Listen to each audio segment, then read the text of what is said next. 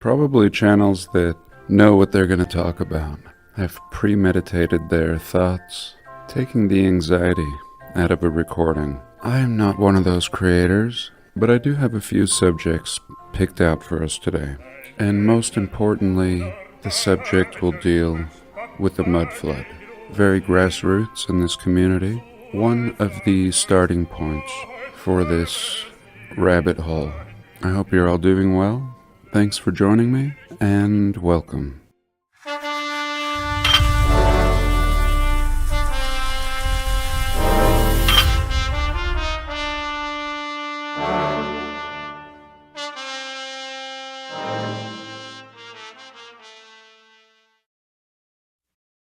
So here, since I'm here, let's discuss this photo. Recently, in a video, I had read an essay by Gary Shunung, the creator of the Old Earth Ruins series that we examined, and he had mentioned that these ruins found on Easter Island may have actually have been columns, supporting a larger structure, and what we see carved on the top may have just been done by a primitive people inheriting this region after a reset. And here I found such a picture, and what really caught my eye was this structure. While everybody is staring at the statue itself, more interesting is this perfect structure underneath, very square, that seems to have been unearthed. And just as Gary had suggested, I do believe this may be a supporting column for what may have been a massive structure.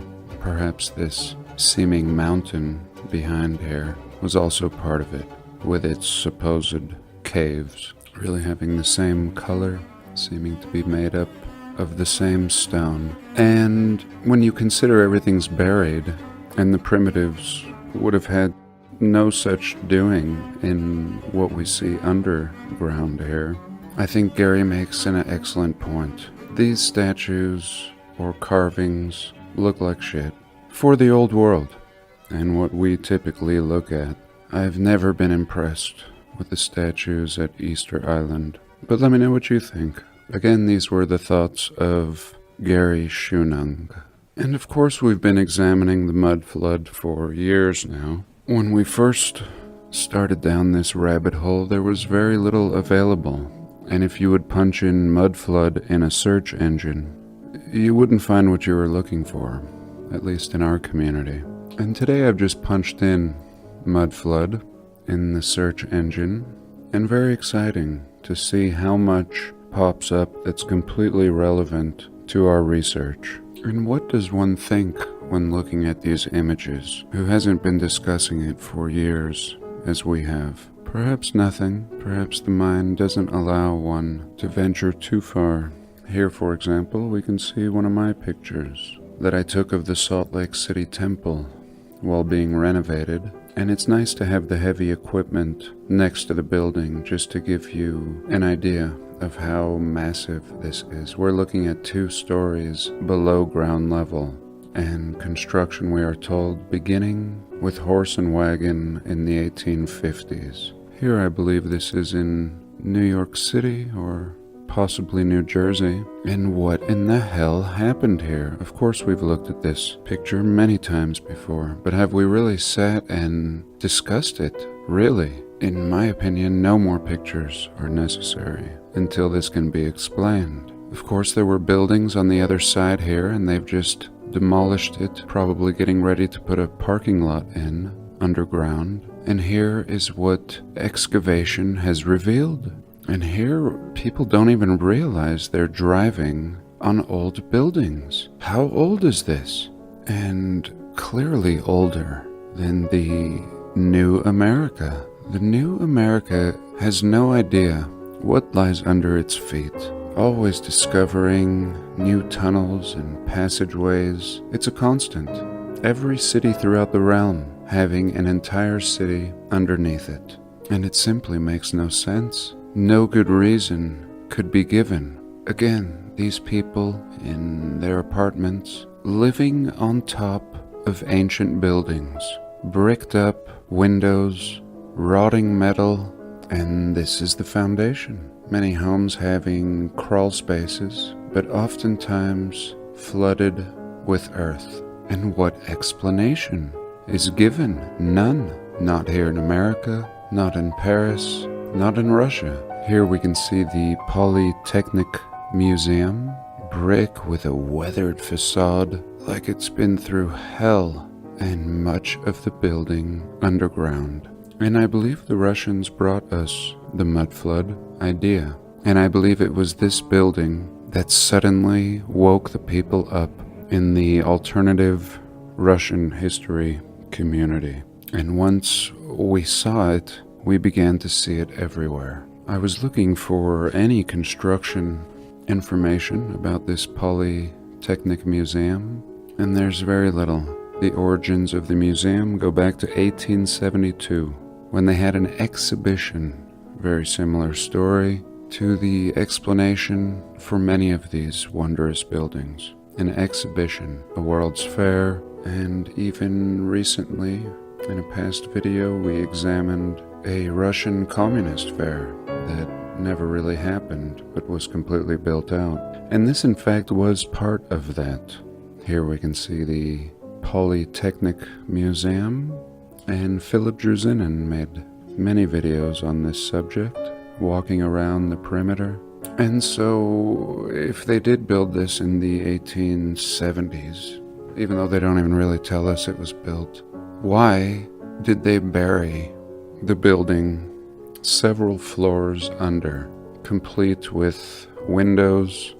I mean, that's it. They build this, we're told, in the 1870s, and they build it like this?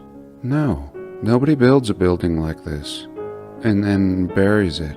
Little arches with bricked up entryways. And again, this is exactly what we see in Salt Lake City. Almost the same scene, the heavy equipment and many floors buried, as we can see here. Why? Now it's not even a case of could they have built this? It's a case of why they have built like this. Why would you build entryways and windows only to block them off? And in some cases, we're not even told there is a building. And these, I think, lend to some of the best cases that we have had a civilization wipe out and been told nothing about it. There's no history for this building. There's no name or address, but here it is. Here you can see the scratch marks from an excavator, just trying to remove the dirt, just trying to make a hole, and then hitting brick at least 15 to 20 feet underground. And this is our reality. You can throw away every history book out there. This is bigger than an elephant in a room, and this is the mud flood. The mud flood is one of those generic terms we use, as with so many in this community. Such a new topic, we don't even have terms. And when we do have terms, they may not be the best, but we have an understanding again. Ultimately, what we're dealing with is the burial of a rather sophisticated civilization. I would say just as sophisticated, if not more, than our present society. Again, looking for construction of this Polytechnic Museum, we come back to its founding in 1872. And this is not a lie. This is more like it. Rather than telling us it was built partially underground, we're told it was found in 1872. After the first all-Russian technical exhibition, in 1871, the Moscow Council set aside 500,000 rubles to create a museum.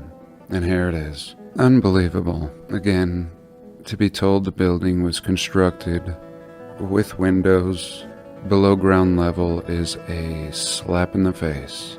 And surely those in positions of power know this and are utilizing the bottom portion of this realm. Again, such an advanced infrastructure left behind, and most of it below our feet. And I'm sure this is all that the power structures are really working on, just excavating and benefiting, as they always have, from the old world, and keeping us in the dark and making us think that we are the peak of progress and at the height of human achievement. And nothing could be further from the truth. And this is much more than just a mud flood. This is bigger than just a flood, especially when it's realm-wide. It's one thing to see one floor buried, but several floors like this, 30, 50 feet down, this is a much bigger event. And I once had a dream, a very scary dream, where I found myself on the coast of California with my little Ford Ranger and my old wolf dog, Sol, and suddenly fountains began erupting from out of the ground, shooting up thousands of feet into the air, all around me. And in this dream, I knew it was it, and I didn't try to run, and it was such a certain, unescapable outcome that I didn't bother panicking or running, and I can feel it now as if I was there, just as real as anything I've experienced. The waters from below pushing up and flooding the realm. Just a theory, and just a dream, but I thought I would share. And now I just thought we would go through some pictures. This looking like any place, anywhere. And even the blocking job, blocking up the window, is done so well. How long has it been since these windows were installed? How long has it been since this whole building was exposed? Same with these columns and the Sphinx. Now we're often told that these are some of the oldest ruins, but when we realize everything is buried just equally all throughout our world, then it makes us reevaluate the dates and how old could everything really be. And to present day, this is still the case. People doing renovations only to discover that the building goes down. Here we're looking at least 4 stories, and look at the job just to remove the dirt in this time period. It is clear that people with these means were not the builders of such buildings. Struggling to renovate. Here again, unearthing a city. In many cases, they wouldn't unearth the cities. They would just leave them buried with half windows. In other examples, they would just build viaducts, or essentially roads, running over the old roads. And they try to tell us this is the beginning, everything looking like an absolute mess. And clearly this is older than our beginning. When our people unknowingly set out to construct an underground parking lot and discover ruins like this, in my opinion, this is when history and everything we have been told falls apart. Here again, same types of examples. The very building I'm sitting in had the top of a brick wall, just like this, running through the center of the floor, and we ended up putting a floor on top of that. This is a great example because they're doing exactly what we're talking about in a very early time period, and yet there's just these Greco-Roman column ruins just buried down here, along with other things. And like I started off with, it's very exciting that the internet is actually flooded with our research. The layman not probably realizing how to even begin to find it. But as time moves on and more is revealed, I think we'll begin to get a better grasp and understanding of everything that we're seeing. I guess what I mean is we've laid a foundation, and now people can make some kind of sense out of what they're seeing. And real quick, I just want to look at this stolenhistory.net post. The Hollywood Babylon, originally a book published in 1965, lending to this idea that the old world could be in the Americas already, long before the story of some man named Christopher Columbus. And I've come across this in my research a lot. Been blown away by certain sites that I find, only to look into it a little more and be told this is the site of a Hollywood set that's been left abandoned. And I've been very puzzled and perplexed, oftentimes dropping the research when I should have continued. I think just as we have come to find that everything is repurposed from an old civilization, Hollywood is repurposing old ruins and claiming them as movie sets. And here we have a few examples I wanted to look at. One of the first epic Hollywood films, D.W. Griffith's Intolerance, was built around an enormous and realistic-looking Ishtar Gate. Another epic film by Cecil DeMille, The Ten Commandments, used the massive Egyptian ruins lying in the California dunes for its outdoor shots. After the filming wrapped, the crew apparently just dumped everything in the sand and went home. An organization called the Dune Center has been excavating the ruins for decades. Here's what the San Luis Obispo Tribune had to say. For more than 90 years, the set for DeMille's silent film, The Ten Commandments, have been buried in the shifting sands of the Guadalupe Dunes. Archaeologists have been slowly unearthing this set for years, and now the Dune Center is ready to present their latest findings. The non-profit organization will unveil a giant terracotta-colored Sphinx head and other treasures at the Sphinx and Drinks Auction and Artifact debut on July 21st. Does this make any sense? Archaeologists have spent years unearthing this old movie set, and just mind-blowing. And mind you, this is the first movie set, just a really early time period. It was a silent film, The Ten Commandments. And look at this. Really? Unbelievable. Just the scale for a silent movie that few have ever seen. And I don't know, 90 years. 90 years. Just built all this and dumped it in the sand. I mean, this isn't the kind of thing you just dump in the sand. None of this. This isn't the kind of thing that just gets lost. You just walk away from for 90 years and you lose it, and you need archaeologists to search for it? Let me know your thoughts. A similar Ishtar Gate stands at the intersection of Hollywood and Highland, and I've touched on this one before. There's lots of these Ishtar Gates. The original they tell us is in Iraq, but the one I made a video on was this Palace of Sargon here in Los Angeles, in the City of Commerce, at 100 Citadel Drive. Now it's a mall, and the narrative tells us it was a tire factory, a rubber and automotive tire factory. And I joked about it in that video with these Anunnaki characters. Even back then, really nothing has changed. And so why not?